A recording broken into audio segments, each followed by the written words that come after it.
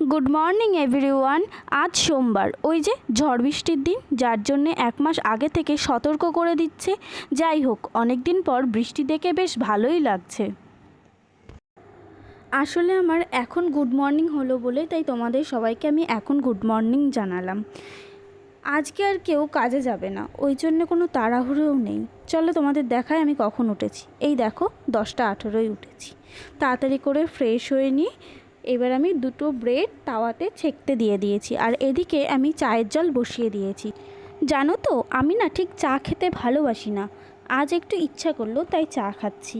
এদিকে আমাদের দুজনের জন্য চা বানিয়ে নিয়েছি। আমার মতো তোমাদের কার কার চা খেতে ভালো লাগে না বলো তো?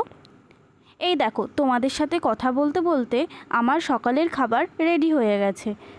এই দেখো না, আজ আর ঘরের বাইরে বেরোতে পারবে না বলে ল্যাপটপ নিয়ে সোজা গেম খেলতেই বসে গেছে। তোমরা দেখো আমার ঘরের অবস্থা কি হয়ে আছে।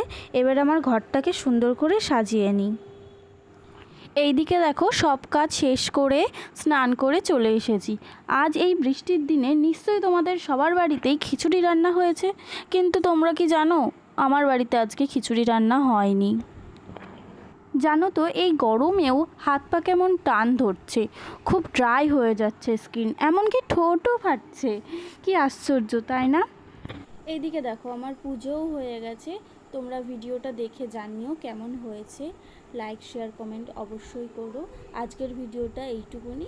নেক্সট আবার একটা ভিডিও নিয়ে আসবো। Tata, by.